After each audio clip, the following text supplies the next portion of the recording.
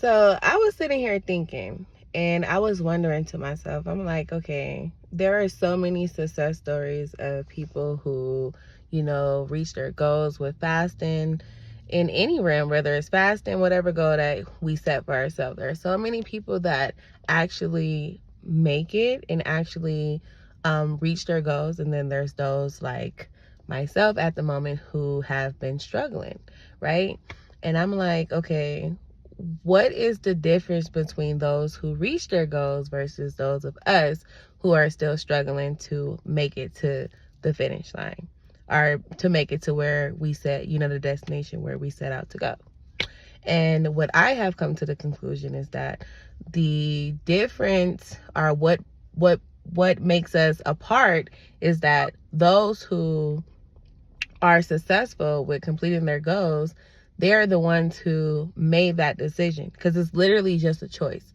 It's a cut dry decision that you make, that you say, this is what I'm going to do, and this is what I'm going to do regardless of what's going on, regardless of my circumstances, regardless of, my environment, regardless of the obstacles that may arise.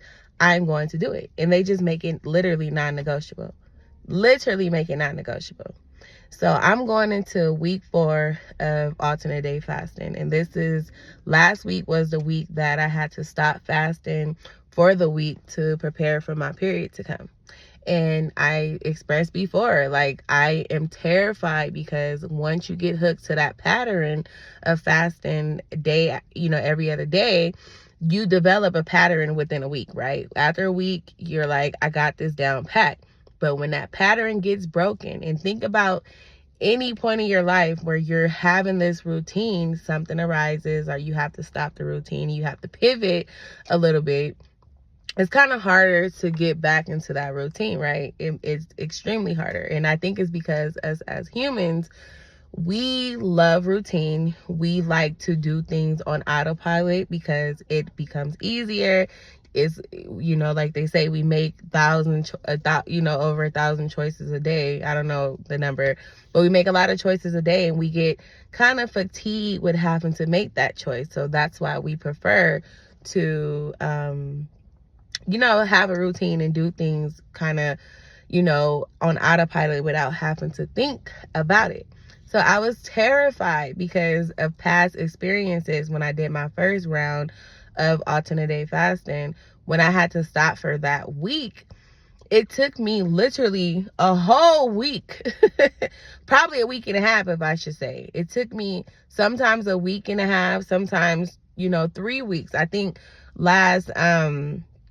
what was that? I believe it was like last August, when I was doing alternate day fasting. It took me like almost 3 weeks to jump back on it, right? So because I knew I had to stop, there was this extreme fear. And today is my fasting day, but I was supposed to start fasting again on Sunday, right? That was the cutoff for me to jump back into ADF on Sunday, and I didn't do it. I'm going to be honest. And I was disappointed in myself. So I had 2, days, Sunday and Monday, that I ate. And then Tuesday is today. It fell on another fasting day. And that's when I got to thinking, like, okay, I don't have to literally go another week or 2 weeks of falling off the bandwagon. No, I just have to make that decision to say, today I'm fasting. This is my fast day. It's already on the calendar. It's not negotiable. This is literally what we're doing. No matter how many hunger pains come, no matter how much my brain, my mind try to convince me otherwise to break my fast, or be like, oh, well, you can just do it tomorrow. No, I have to be like those who are successful. We have to be like those who have been successful with fasting, and just say, today is the day. It's non-negotiable. Now, I am experiencing fatigue, right? I'm getting a headache because the week that I took off of fasting, I didn't eat, good. Like, you see my face is very like puffy. I feel like, my body has inflammation and things of that nature. And that's another thing, like, realizing that, you know, with me doing alternate day fasting, I do want to be, or I am going to be more, you know, more aware of the foods that I eat, because, you know, I get so distracted and so busy with work and then coming home with the kids and things of that nature. And you're like, okay, I'm not really focused on, because to be honest with you, for these 90 days, I wanted to just focus on alternate day fasting, right? Just eating every other day, creating that pattern and sticking with it. But I don't know, it's just something about fasting. Like, you would set out to just fast, but fasting brings, you know, revelation to you. You think you about to just be fasting, but next thing you know, things that you need to get rid of. I'm telling you, this is why I recommend fasting over any other form of losing weight or weight loss, because you get so much more, and weight loss is literally just another byproduct. But the personal growth, your how you literally kill off the flesh and you become more in control of your body, it is very spiritual, right? Fasting is very spiritual. For me, like I said, you think you're gonna start off like, I'm just gonna focus on fast, but just me fasting those 3 weeks and taking that week off just had me even just realizing that, you know, no, like I have to you know, really stop eating a lot of sugar, you know, focusing on whole foods, you know what I'm saying? Like, I don't know, like it just brought up a different perspective, and just seeing how my body responds that when I'm in a fasting state and I'm fasting consistently, and how when I do eat, how certain foods, you know, your body will let you know, like certain foods will let me know, like, okay, Misha, you can't eat that, you know what I'm saying? Because then I bloat, I retain water, you know, you experience inflammation. That your body is letting you know, like, hey, we cannot eat that. And that's why I think that everybody should participate in fasting, because it will literally let you know what you need to get rid of and what you know, which was okay with keeping. So I say all of this to say that today is the day that I'm back on, you know, fasting.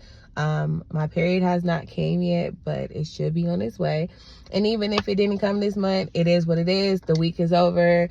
I got to jump back in it. I can't go another week or 2 or 3 weeks, you know what I'm saying, without fasting. I have to jump back in it, because it's going to take me 7 days of doing alternate day fasting to be back on the routine, until I have to fast again for another 3 weeks and then take that week off to prepare for my next menstrual. You know what I'm saying? So I'm back. This is an update of what happened on week 4 and how I had to take off that week to prepare my body to have a period, so that I don't mess up my hormones. I've seen a lot of women, you know, they state that they don't have to take a week off to prepare for their period.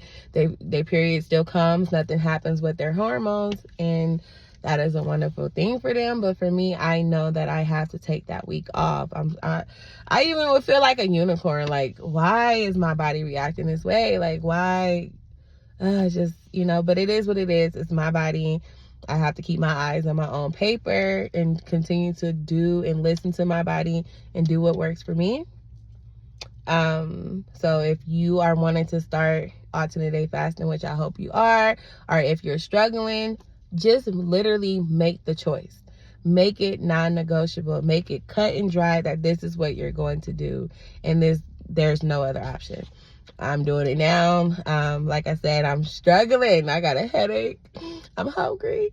I got a little attitude. I'm just keeping it real, but the choice has been made and I can't fold. And I know that once I get over today, each fast day is going to get easier and easier by day, fast number 3 for this week. So today is Tuesday. I fast again Thursday, and then I fast again on Saturday. So by Sunday of next week, when I put out my next video, my body should be already back on it and used to it. I just gotta make it to Saturday. But again, at this time, it's non-negotiable. Like I said, I had a lot of fears of not being able to jump back on it, but just realizing that, you know, there's nothing to fear. Just make it not optional. This is what we're doing. So this is my week 4 update. I'll see you guys in the next video.